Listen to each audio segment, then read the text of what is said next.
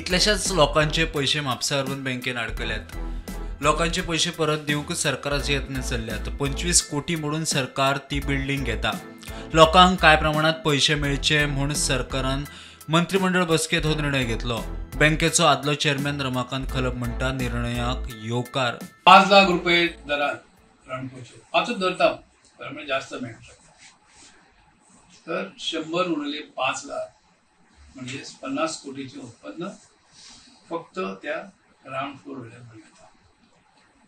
आणि मागे तुम्ही असे वयर जर गेले तर 5 लाख 3 लाख 2 लाख किमान 1 लाख वरचे मजले 6 लाख। याचाच अर्थ 100-150 कोटी पर्यंत त्या रेनोव्हेटेड किंवा रिबिल्ड अशा त्या इमारतीतल्या मिळवता। लोकांचे देणे कितले असतात हे मानता कित्याक हांव हे शेवटी काही डिपॉझिटर्सचे पैसे बँकेन गुंतलेले असतात। ते इन्व्हेस्टमेंट ऑलमोस्ट अबाउट 100 crores आसा बाय वे ऑफ डिपॉझिट्स। आणि आम्ही ते अशा पर्यंत कधी लोकांकडे आम्ही क्लेम मागली, लोकांनी आपले क्लेम पैसे दिवचे म्हणून त्यावर असे दिसून आले की सुमारे 30 कोटी रुपये लोकांनी क्लेम करूकच ना, कारण ती रक्कम खूप लहान असतात।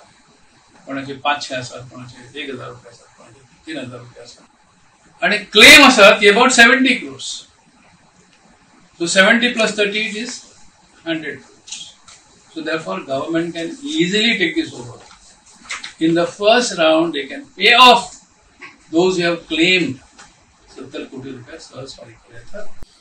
त्या राज्यातली सहकार बँक ही सर्बन पब्लिक बँक परत एकदा उभी करपाक बरी बुद्धी बोडगेश्वरान दिवची, खापरेश्वरान दिवची, गोयच्या सगळ्या देव देवतांनी दिवची।